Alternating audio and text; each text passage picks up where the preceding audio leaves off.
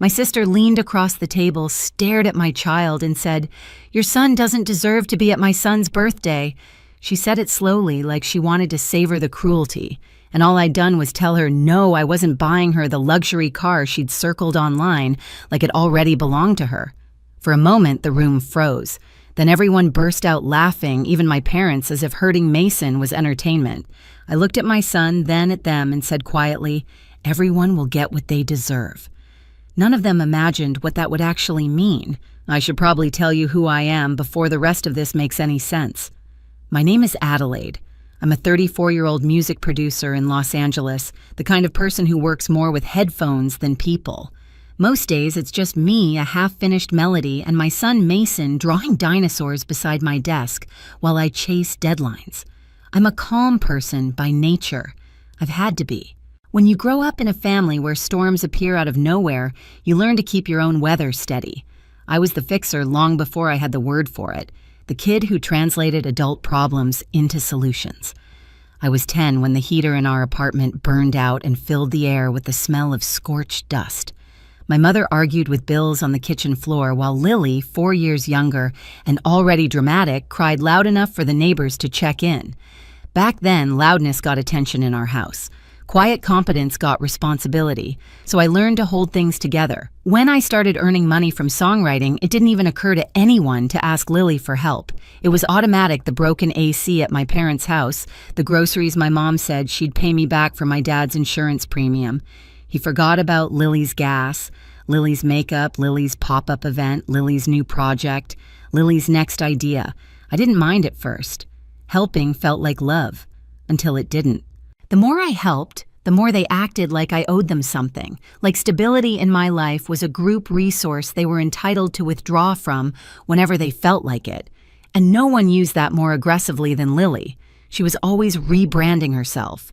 1 month, she was a candle business owner, then a lash artist, then a coach.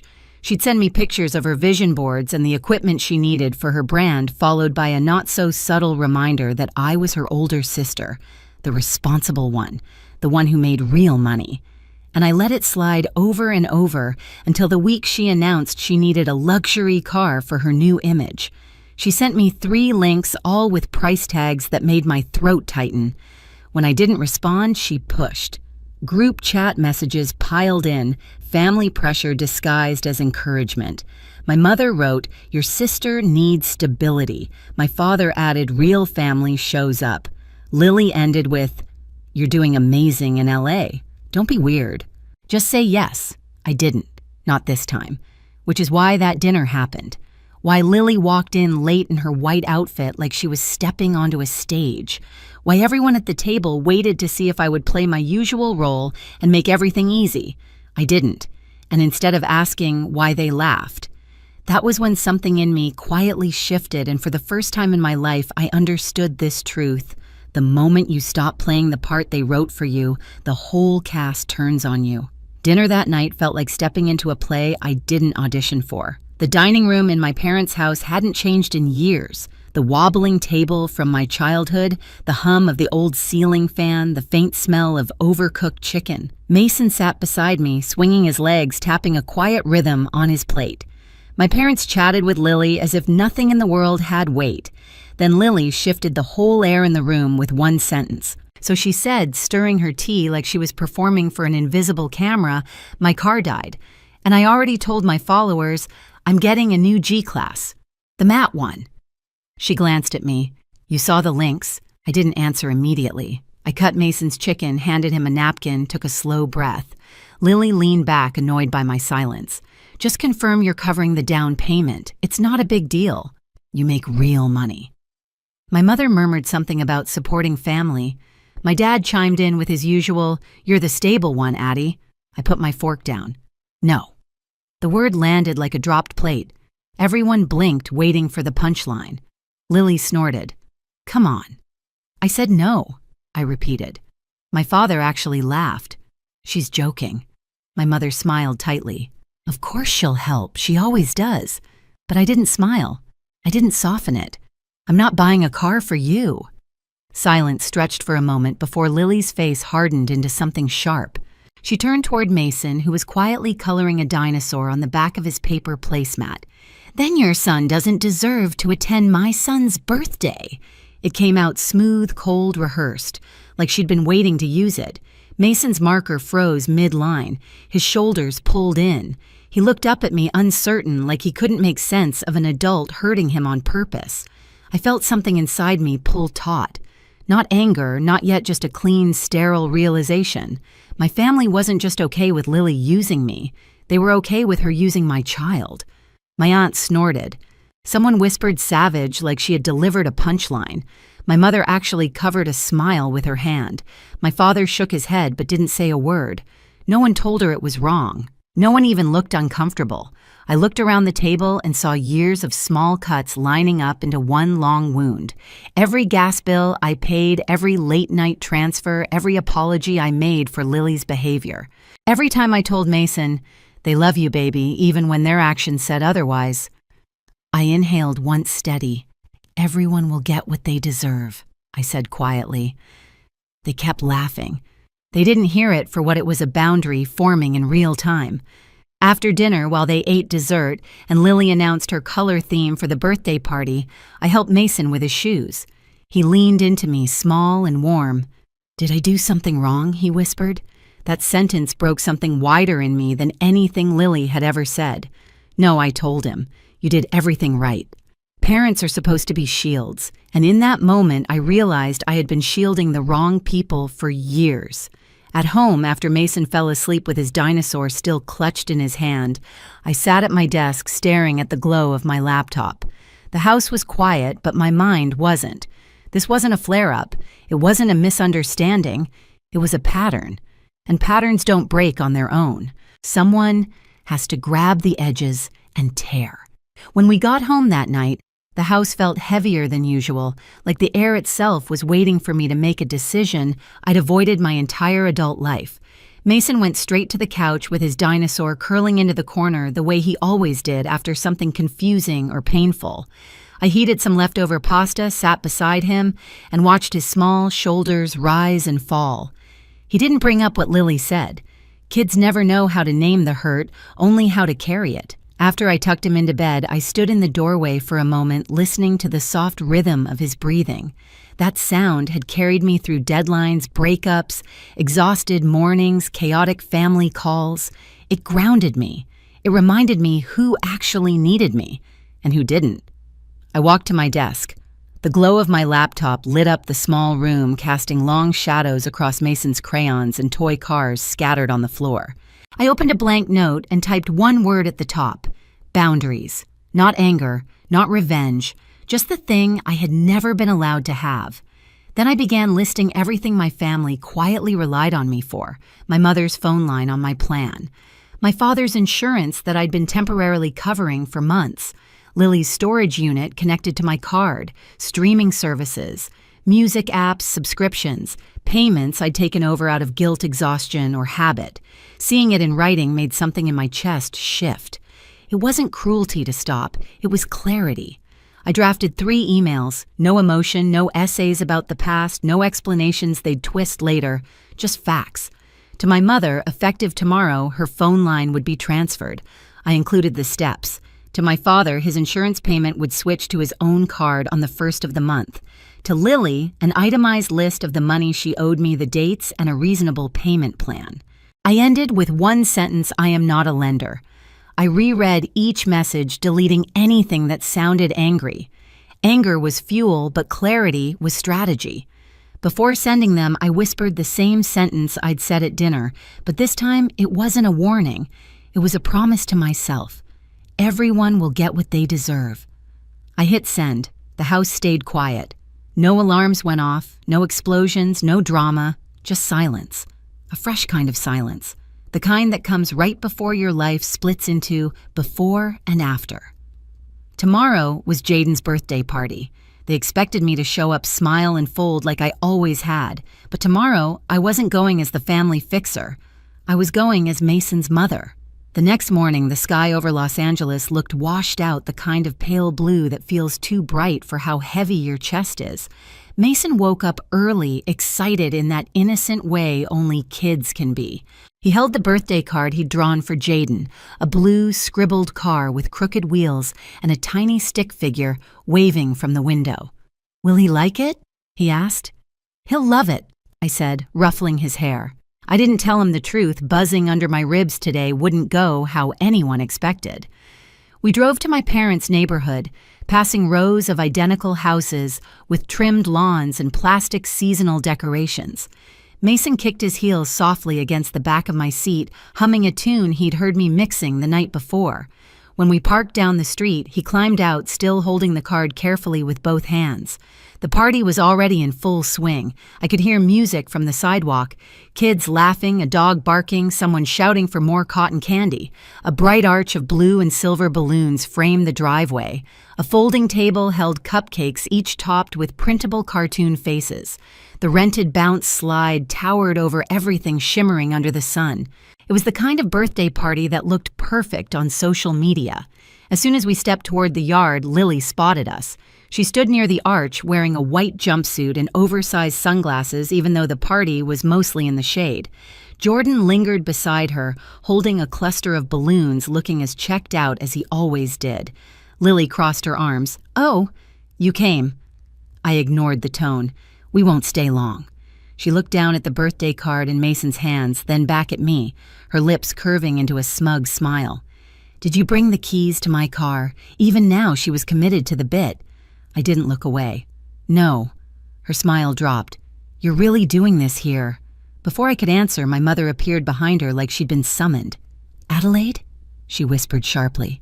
"Don't cause a scene. The children are present." My jaw tightened. I'm not causing a scene. But yesterday she said my son doesn't deserve to be here. A few nearby parents turned their heads. I hadn't planned on an audience, but maybe it was necessary. My dad stepped forward from the grill, flipping a spatula in his hand like he was gearing up for a lecture. "Let's be reasonable. Your sister was upset." "Upset doesn't give her the right to attack a child," I said. Lily scoffed. "Oh, please. It was a joke. Don't be dramatic." Mason's fingers tightened around my hand. I felt him lean into me. The moment sharpened. This wasn't the time to shrink. I knelt down to Mason's level. "Buddy, can you go sit with Grandpa for a minute?"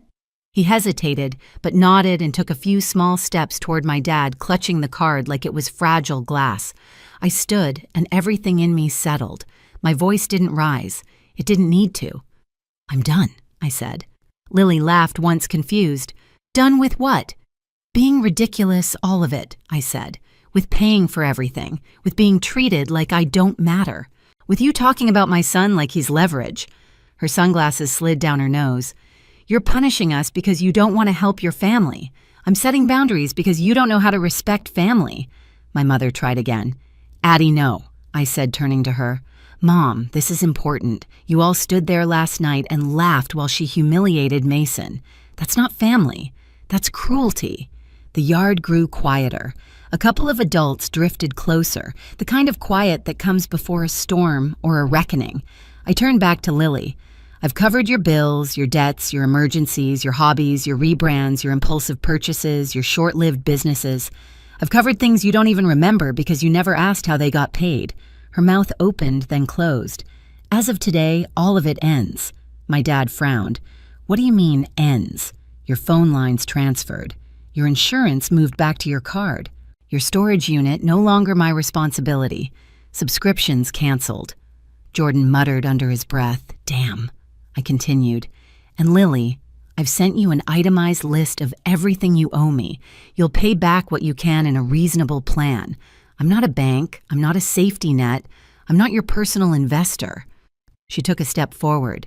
"You can't talk to me like that." "I can," I said. "And I am." My mother whispered, "Adelaide, people are staring." "Good," I said. "Maybe someone should witness this because I'm done being the quiet one." Lily pointed at me, voice rising. "You're ruining Jaden's birthday." "No," I said. "You tried to ruin Mason's childhood." That landed. Hard. Even Lily blinked. Before anything else could break, Mason tugged at my sleeve. "Can I give him his card now?" "Of course," I said. He walked over to Jaden, holding the drawing with both hands. Jaden looked at it, then at me, then at Lily, and threw his arms around Mason. Kids always know the truth faster than adults. They don't care about power. They care about people. That one hug said more than every speech in the yard. I put a hand on Mason's shoulder. We're heading out. Lily's voice cracked. So you're just walking away? I nodded. Yes. And if you want to be part of our lives again, you apologize to Mason. You treat him with respect, and you talk to me like a sister, not a wallet. My dad stepped toward me like he wanted to intimidate me the way he used to when I was younger. But I wasn't that girl anymore. I stood steady, taller somehow. Don't make this bigger than it is, he warned. It already is, I said. You just didn't see it because I was carrying all of it for you. For the first time, my mother looked genuinely shaken. She glanced at Lily, at Mason, at the people around us. There was something like realization flickering behind her eyes. We walked toward the car. The air had that strange silence where even the birds seemed to pause. As I opened the door for Mason, I heard my aunt whisper behind me, "She means it." Yes, I did. And for the first time, I wasn't afraid of what would happen when I stopped being the family's solution. Because the truth was simple. They had no idea what awaited them. Not yesterday, not today, and not in the life I was finally choosing to build. By Monday morning, the consequences began landing exactly where they belonged. My phone buzzed with confirmations, the carrier processed the line transfers, the insurance office updated the payment method, and 2 streaming services sent polite emails thanking me for my time. It felt like clearing a cluttered room I'd been trapped in for years. My mother called first, not frantic the way I expected, just quiet. "My phone isn't working," she said. "I sent you the steps," I answered gently. "You can handle it." There was a long pause. "Okay." My father didn't call, but he sent a short message. "Got the insurance notice." Nothing more. The absence of anger was its own shift. Lily, however, erupted. Text after text, each more frantic than the last. The storage facility had contacted her. The auto charge failed. Her posts online grew vague and melodramatic. Dark backgrounds, dramatic captions, polls about fake family. I didn't respond. I didn't need to. The boundaries were doing the work for me. 2 evenings later, my mother showed up on my porch. This time, she didn't push inside. She just stood there, wringing her hands. "You're right," she whispered, "about what happened to Mason. About all of it." It wasn't an apology, but it was the beginning of one. The next morning, my phone buzzed again. A message from Lily. I was wrong to say that about Mason. Just one sentence. It was enough to show something had cracked. A week later, I took Mason to the park near our place. The late afternoon sun turned the grass gold, and he raced down the slide with a laugh so full and unburdened, it felt like a kind of victory. For the first time in years, there was no buzzing phone, no incoming crisis, no quiet dread in my chest. Just us, just peace. I watched him run toward me, cheeks flushed, and I realized something simple protecting him didn't require sacrificing myself. It required boundaries. Clear, calm, non-negotiable boundaries that no one could twist again. If this story resonates with you, share your experience below and subscribe for more stories like this.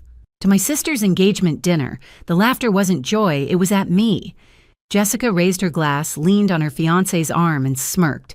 "She just pushes papers downtown," she announced, her voice slicing through the clink of champagne. My mother sighed. My father adjusted his tie. Heat crawled up my neck as the chandelier spotlighted my humiliation. I didn't argue. I didn't cry. I stayed silent, steady, unbroken. What they didn't know was that before dessert hit the table, everything would flip. Keep watching, because the night Jessica thought belonged to her was about to become mine. I should probably tell you who I am before you decide what to think of me. My name is Ava Hart. I'm 32. To my family, I'm the practical daughter, the safe one, the one who never took risks or shined too brightly. My father is a surgeon used to being introduced with pride. My mother runs a gallery, always in pearls, always curating appearances. And Jessica, my younger sister, was the golden child from the start. The model, the beauty, the one who filled rooms with noise and glitter. I grew up in her shadow. At Christmas, she got the designer bag while I got a planner. At birthdays, she blew out candles while I cleared plates. I was the one who remembered things, who stayed late, who made sure the lights were off. "You're steady," my mother would say, her voice dipped in disappointment. "Not everyone can be ambitious." I used to wonder what ambition looked like to her. Was it a new car? A Vogue spread a fiancé who managed hedge funds? Jessica ticked all those boxes. She was the one paraded around at dinner parties. I was the afterthought, the placeholder, the girl at the edge of family photos. But let me be clear, I was never the weak one. I learned early that silence could be sharper than any retort. I learned that while they mocked me, I could watch. And while I watched, I built. Still, that didn't make nights like this easier. Sitting at that long table, white linen crisp under my hands, champagne fizzing in my glass, I could feel how little space I occupied in my own family. My father talked about his latest surgery like it was a miracle. My mother bragged about the gallery's newest show. Jessica fluttered around the table, dropping names and flashing her ring, making sure every stranger knew how important she was. When the conversation turned to careers, Jessica acted as if she'd been elected spokesperson. Dad's the surgeon. Mom runs the gallery. I'm in fashion, obviously. She flipped her hair, grinning wide. Then her eyes found mine. And Ava. She just pushes papers downtown. Nothing exciting. Laughter again, polite but sharp enough to cut. I smiled, though my throat ached. I'd trained myself not to flinch. My mother added, "She's always been the practical one. Not everyone can be bold." The words settled heavy like they always did. Small cuts that left scars no one could see. What they didn't know, what no one in that room cared to know, was that 3 months earlier, the world had already started shifting in my direction. 3 months before that dinner, Jessica had borrowed my car. She always borrowed things, closed jewelry time, without asking. That morning, I was standing in the parking lot of my apartment building at 6:30 sharp, waiting for her to bring it back. By 7:15, she finally pulled up, unapologetic iced coffee in hand, sunglasses, perched on her nose like she was stepping off a runway. "Sorry about the mess," she said, tossing me the keys. Coffee stains streaked across the passenger seat. The gas tank was empty. She smirked. "It's just a Toyota Ava. Not like you're trying to impress anyone." I didn't answer. I drove straight to my meeting, already late, already running through numbers in my head. That morning, I closed a deal worth $2 million in funding, but no one at home cared to ask. Jessica never even wondered how the rest of my day went. That was the pattern. At Christmas, she ripped through designer boxes while I opened a single leather planner. She laughed, turning to our cousins.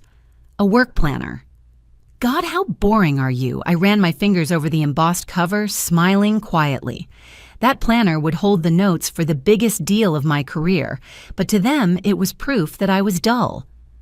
2 weeks before her engagement dinner, she called me at 2 a.m, not to check on me, not because she cared. She needed her resume fixed. "You're good with that office stuff," she slurred, drunk from another cocktail party. "Make it perfect by tomorrow afternoon." When I told her I had an early meeting I couldn't miss, she snapped. "It's not like your job matters, Ava. This is Vogue. Actual important people will see this." So I stayed up until 4 editing her resume, fixing every sloppy line while she slept it off. The next morning, I walked into a boardroom with 2 hours of sleep facing directors who would finalize a global acquisition strategy. My voice was steady even as my hands shook from exhaustion. The vote passed. Our plan was approved. Jessica never knew. Then came the bridal shower. I offered to help, thinking maybe we could share a moment. Instead, she announced to her friends as they arrived, "Ava can handle the decorations and cleanup. She's great with organizing papers." More laughter, sideways glances, pitying smiles. While I rearranged flowers, I approved wire transfers on my phone numbers, worth more than any handbag she unwrapped that day. By the time the engagement dinner approached, I'd stopped expecting respect. The night before, I found my black dress missing, borrowed without permission, returned with a wine stain at the sleeve. "You wouldn't have worn it anyway." Jessica shrugged. "Not like you get invited to important events." I slipped into my navy dress instead, the same one I'd worn the day I signed the Mercer deal. The irony didn't escape me. Neither did the certainty growing inside me. The cracks in their perfect picture were forming, and soon the whole frame would collapse. The morning of the engagement dinner, I ironed the navy dress and laid out a pair of simple pearl earrings. They weren't new, not flashy, but I liked how they caught the light without demanding attention. As I smoothed the fabric, I felt that strange mix of dread and calm that had followed me for years. I knew what the evening would bring: Jessica's show, my parents' approval, the same tired script where I was the quiet shadow at the table. Only this time something had shifted.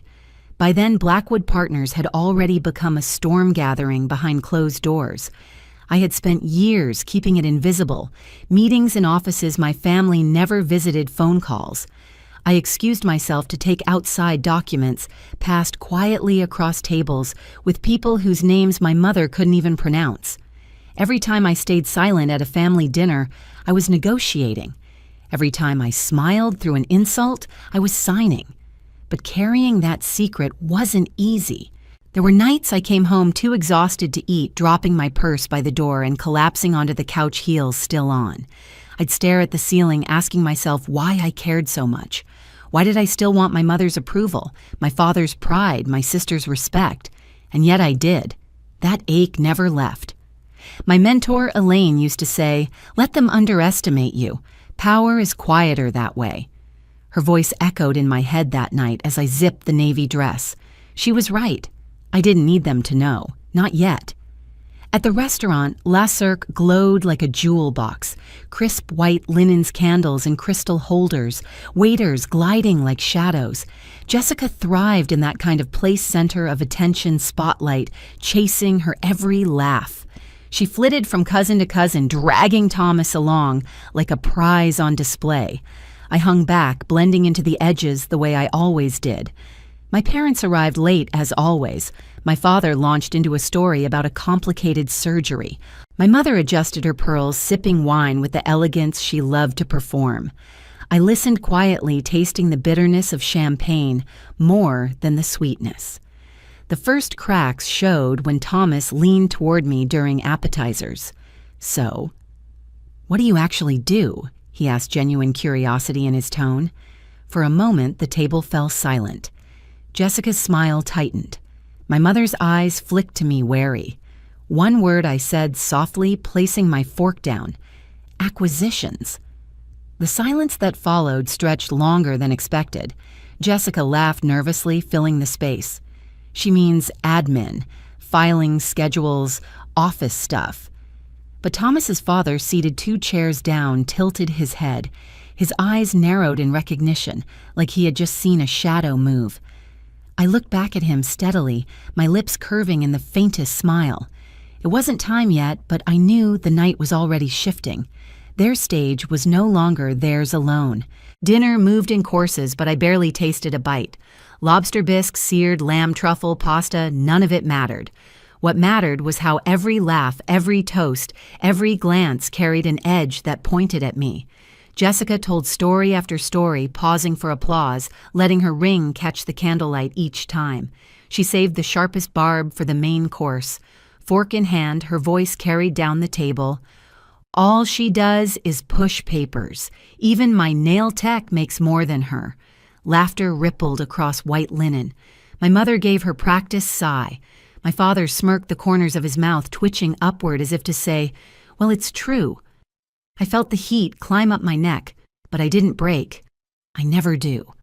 I placed my fork down slowly, steady, deliberate. Thomas shifted beside her, looking at me curiously. And then his father cleared his throat. "Where did you say your office was again?" "Ava." His tone was polite, but his eyes cut sharp. "Downtown," I said evenly, "on Park Avenue." He raised a brow. "Which building? 750, I replied. That was it. Just 3 numbers. But his lips curved into the faintest smile. That address wasn't for paper pushers. That address belonged to the most elite. He knew. Jessica tried to laugh it off. "Oh, please, Dad, don't encourage her. She rents a cubicle in some admin floor." But I didn't answer. My phone buzzed in my purse. A text from Elaine Terms, approved. Official announcement, Monday morning.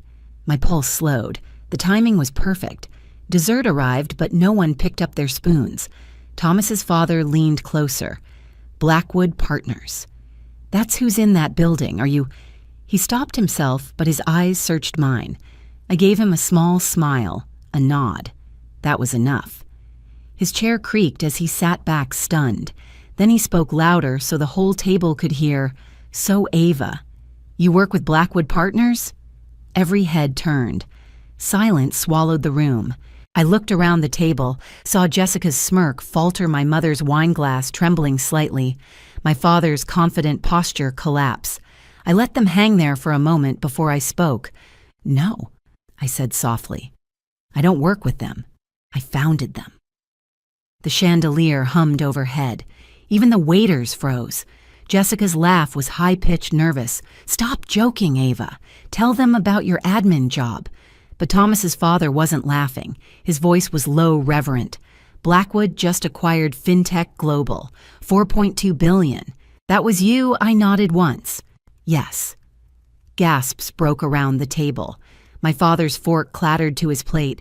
My mother's hand shot to her pearls as if clutching them would keep her world intact. Jessica stared at me, pale. "That's not...